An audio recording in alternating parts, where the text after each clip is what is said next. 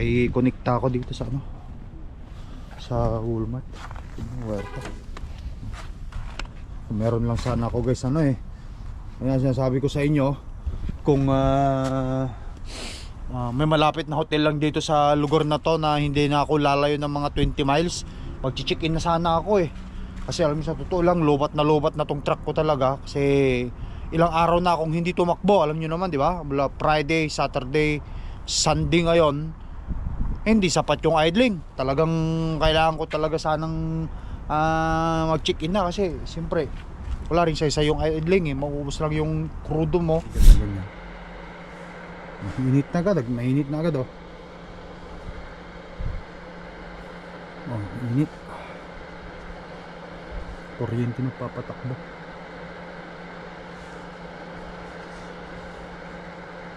Ngayon guys, kasi kailangan ko to guys eh. Wala akong choice eh. Kasi hindi nga tayo tumatakbo eh. Tenga nga tayo kaya no choice.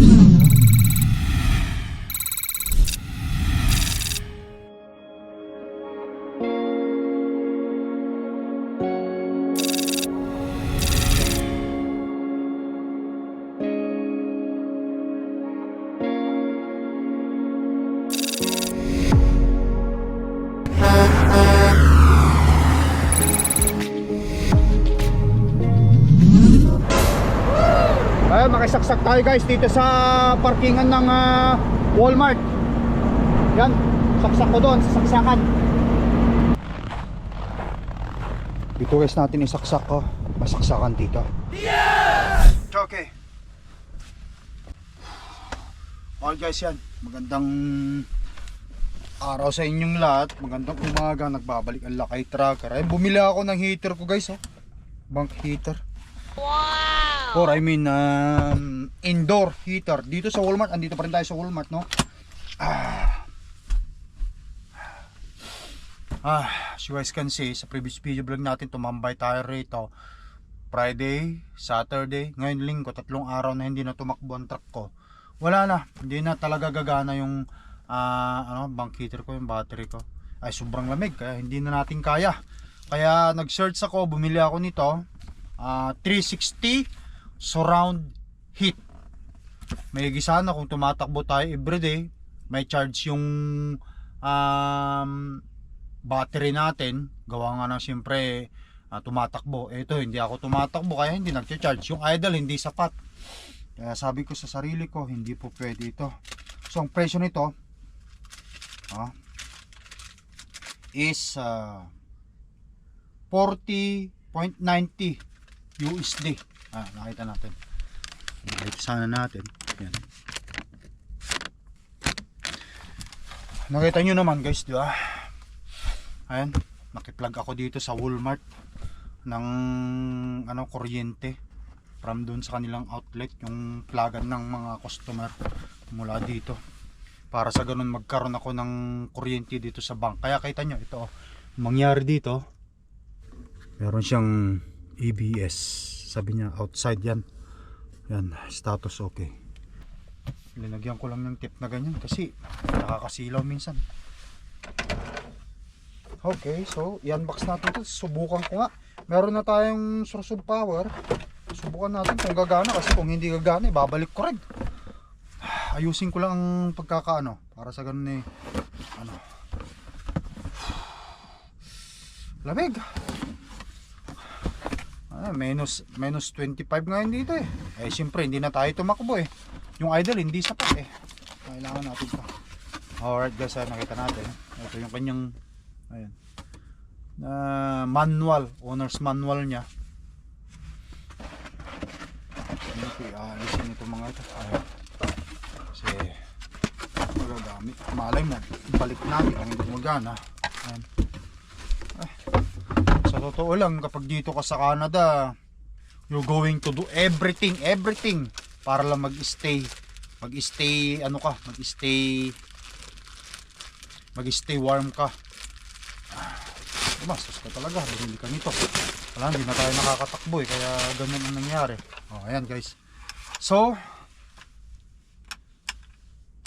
meron siyang dyan. Testingin natin. Dito natin ilagay muna. Ayan. Plug niya yan. Tapos yung outlet natin ganito dito.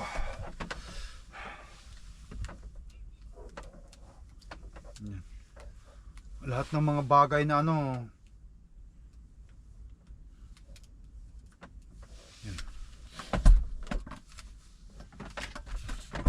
Hindi ko itatapan para baka sakaling off.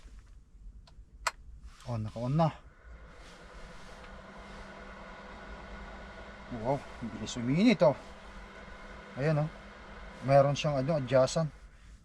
Yan yung off. Ay, naka-on. Untitled ito guys eh. Pag natumba ito, mamamatay siya. Kasi meron siyang parang ito oh. Meron siyang itong ano, kapag ka natumba, mamamatay siya. Ito yung pinili ko para pag matumba, safety pa rin tayo. So, naka low. Okay, ilagay natin sa ang bilis uminit oh. Wow! Uminit na agad. Ilagay natin sa high. Tapos lagay lang natin sa middle na ganyan. Mainit na agad. Mainit na agad oh. Oh, init. Kuryente na papatakbo.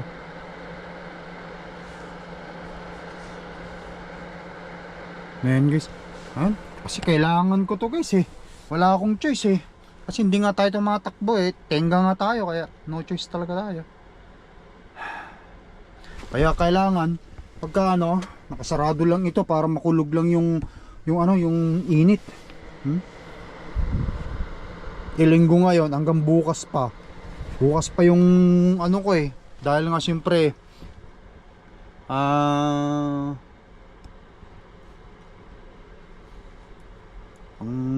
sabi sa akin yung shipper, yung lastly Lunes daw. Ilinggo pa lang ngayon, meron pa tayong hanggang bukas. Wow, init. Bilis. So isi-set up ko dito, ilagay ko lang dito sa may ano. Dito ko ipapatong guys. Dito sa upuan. Hanap ako ng paraan. Diyan lang muna. Diyan guys. Tapos oh, yes, see? Pag inangat ko, namamatay kasi nga ito. Itong pinakano niya. Yan. Yan. Mag-start na naman siya. Yan.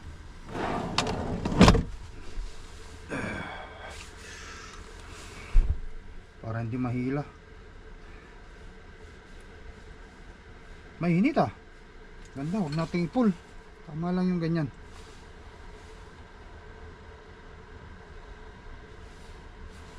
Yan.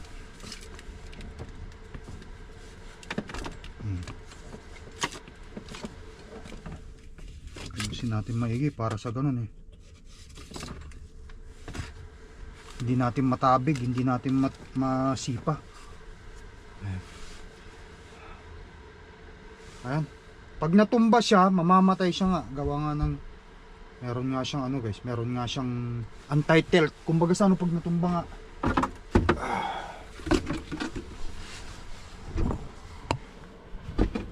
Ayan. 360 tip over protection. Na pag na-tip siya, natumba siya, ano, mamamatay. Ayan o, surrounding 2 times overheat protection, cold touch, plastic housing, thermal isolation wiring, 2 heat seating. Yun nga, 2 seat heating. Oh. High. Ayan natin, low. Oh. Ilagay mo sa low kung gusto mo. Pag mainit na, ganyan. Mainit na mainit, ganyan lang. Ayan. Yan. Alright guys, limited 3 years warranty. Pag nasira ito, balik ko sa Walmart, palitan nila ng bago. Kailangan ko kasi ito guys eh, wala tayong magagawa eh. Nandito tayo sa lugar kung saan na hindi tayo makakatakbo eh. Ang gagawin mo, kailangan naman idle ka ng idle. Ganon din naman, ayoko naman mag idle ako ng maghapon kasi mas mas maksayang ano ko nun, gas ko nun. So kung maghapon ka nag-idle, di napunta na yung kalahating tangke. Depende pa yan kung gaano kalakas yung truck mo. Eh ito, $50 lang. Nakisaksak ako dito kasi meron naman. Eh, ayos na. Ayan, wala tayong magagawa. Ayan guys, magluluto ako, magsasayang ako ng kanin at katapos mag-exercise ulit ako. Alam nyo naman ang ginagawa ng Lakay Tracker. Ayan. Guys, yan, nagbabalik na tayo. Nag-start na ako mag-idle kasi papainitin ko yung aking truck ng matinding mainit upang sa ganun makapag-exercise tayo ng maayos at pagpawisan tayo. Tinanggal ko muna itong aking biniling heater dyan sa Walmart. Guys, ayan.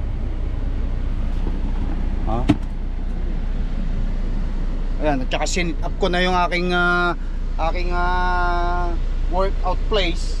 Ngayon, ang ating gagawin or ang ating gagalawin ngayon is back at saka bicep tayo ngayon. Tapos bukas mag-chest ako. Tapos ang tricep natin. Tips ko sa mga nagbubuhat na kasamahan natin, no, wag puro iisang part ng katawan ang ginagalaw kasi kapag iisang part ng katawan ang ginagalaw, hindi siya proportion, magkakaroon kayo ng muscle imbalance. So kung ang tinitira nyo lagi is puro bicep ng bicep, lalaki yung bicep ninyo pero yung ibang part ng katawan nyo parang maliit kasi hindi nyo nga siya ini-exercise. So ang suggest ko sa mga tropa, kapag magbuhat kayo, ang schedule ng pagbubuhat nyo is sa unang araw na pagbubuhat nyo, let's say today nag-rest day ako, bukas mag-start ako magbuhat. So ang gagalawin niyo sa susunod na sa unang pagbubuhat nyo, legs, no? Legs at saka shoulder at saka tricep. Yan. Pangalawang araw na pagbubuhat nyo, back at saka bicep.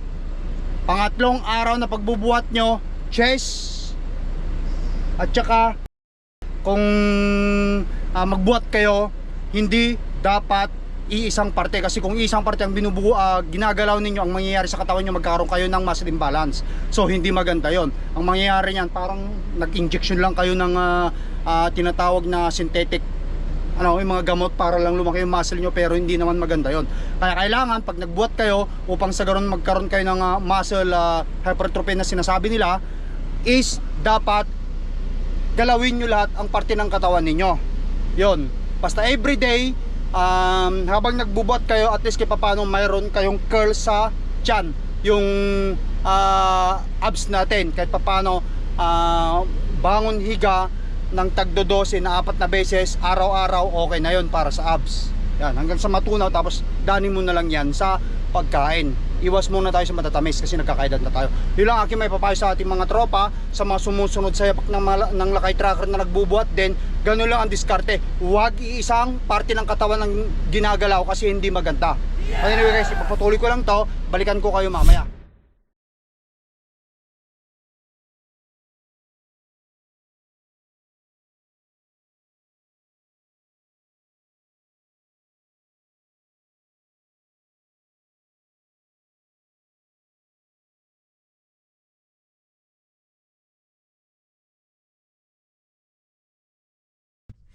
However, everything Pamela said has to be doubted on some level. You don't know for sure there really are any twins. That's right. It's possible the entire thing is nothing but a vicious hoax, intended to cause me more pain. That would do it all right. Tell a man he has children he doesn't know about, send him on a wild goose chase looking for them, and then he's crushed when he finally finds out they don't exist. Exactly. That's the sort of warped cruelty that occurred to Pamela. Well, you want me to find out where she had the kids, not just the two smaller outbuildings. Conrad saw a covered well at the side of the house. It was a nice-looking place, especially for a man who retired from being the station master of a busy depot at one of the country's busiest railroad hubs, or for anyone who wanted to live out the rest of his days in peace. Conrad reined to a halt in front of the house and was about to swing out of the saddle when a pack of 4 or 5 huge, shaggy dogs exploded around the corner of the building and charged at him in a yapping frenzy. The rented horse panicked and started to buck and rear. Conrad was a fine rider. Oh, here's the railroad now. Conrad nodded. I've come to talk to you about the railroad, in fact. Yeah, but I've been retired for a couple of years now.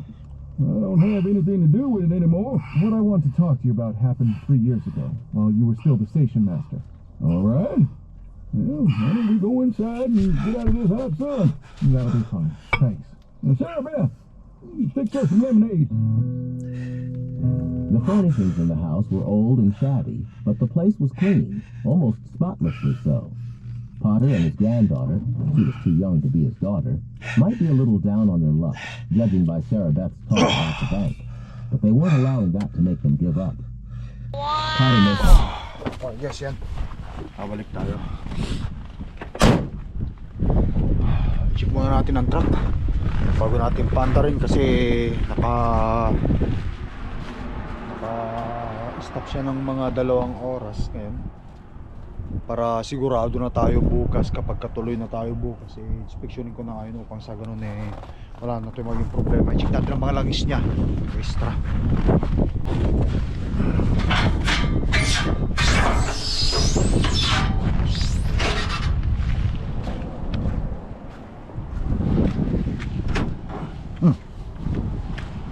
Kalimutan kong buksan doon.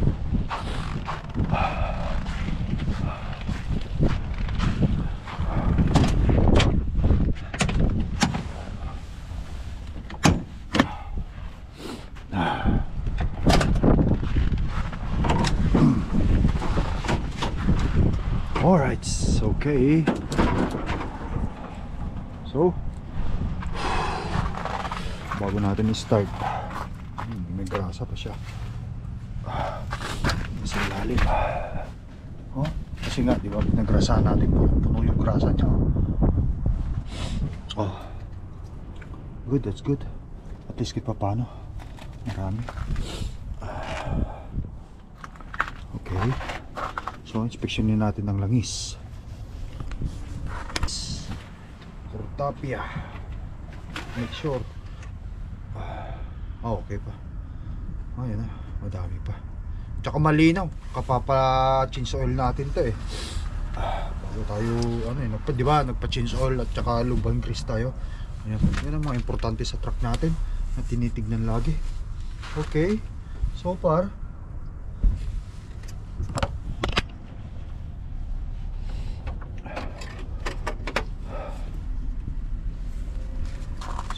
belt. Okay. So, inspection natin itong pan blade.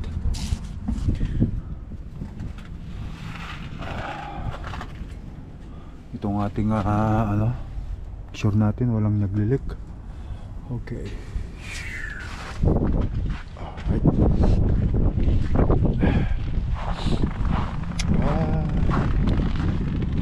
Yung mga sakit ng truck kapag ganitong siyempre guys 5 taon na ni Cordapan nitong March mag 1 million ang tinakbo niya fuel filter ko bagong palit, malinis yan, lalim, casing ayos, punong-puno. Alright,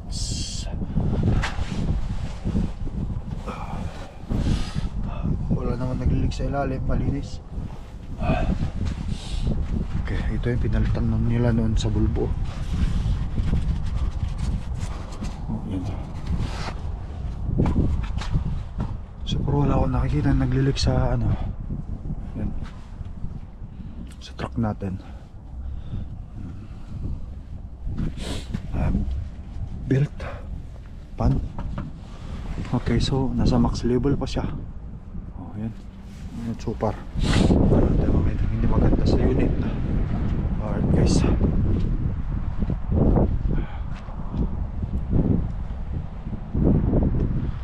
Okay.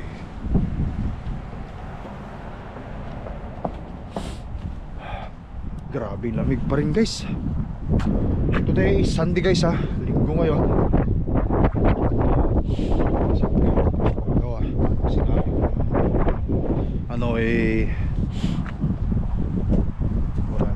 wala pa yung load natin available. sa akin yung tinix ko yung aking dispatcher. Sabi ko kung ini-update. Sabi niya sorry, no update. So, linggo ngayon wala na talaga yan. Bawas na talaga yun kasi Monday. Okay, so far ayan, nakikonekta ako dito sa sa Walmart. Meron lang sana ako guys Ayan, sinasabi ko sa inyo kung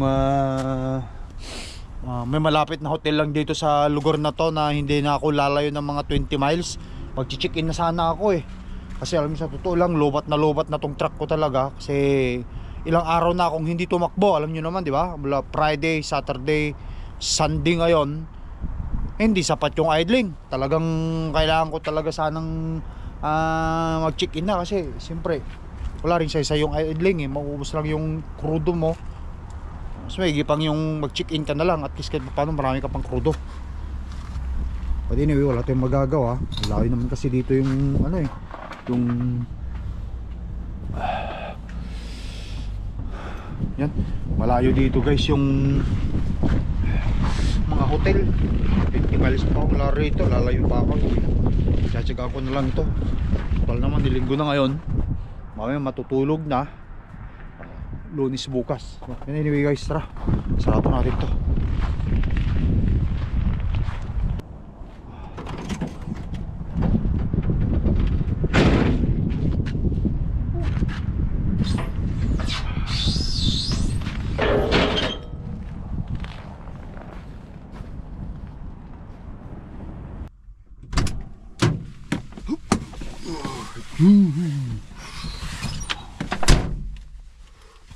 Lamig. Start natin ang truck.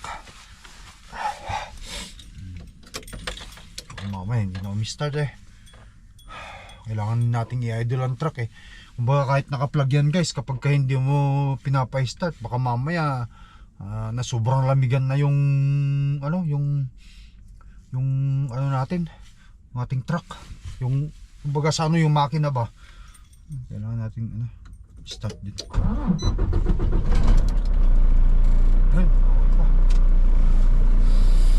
Alright guys, ayan. Wala akong magawa, dito lang muna. Kulugin ko na naman yung sarili ko rito para uminit ang loob. Tapos mamaya matutulog na tayo. Sikat natin yung ating ito, piniling ito. Alright guys, it's time to sleep na guys. Oras na naman para matulog tayo. Naririnig nyo yung tunog na yan? Itong itong heater ko na yan. Ang lakas diba? Ang init So eksaktong eksakto ito sa kulog na lugar lang na maliit na ganito. Kayang-kaya niyang painitin niya. Siyempre nakasaksak tayo, nakaplug tayo ng ng kuryente diyan. Nakasaksak tayo, kaya meron tayong source of power. Kasi kung isasaksak mo lang dito sa truck mo ito na ganito lang, malulubat din ang truck. Siyempre may bank heater din naman ako Yun. Kaya wala rin. Kung gagamit ako nito may bank heater naman ako. Hindi ko na lang ginamit yung bank heater ko kasi malulubat nga. Mas okay na itong binili kong ito. But anyway guys, oras na naman para matulog. Wala akong magagawa kasi syempre alam nyo naman, talagang wala yung load. Magpasalamat na lang tayo. At least kahit paano hindi ako upset, hindi ako iinis. I'm still grateful, no? Yun nga guys, ang ibig ko sabihin. So paano, putulin ko na vlog ko, matutulog na ako. Kita-kita na lang ulit tayo bukas. Tignan natin kung anong sitwasyon bukas. Hopefully makakabiyahe na tayo kasi mula Friday, Saturday, Sunday na ako dito. Yan, hopefully bayaran din nila ako ng layover. Wala kang magagawa. Magpasalamat na lang tayo. Guys, thank you for watching. Mag-ingat kayo. I love you all. Peace out. Bye bye.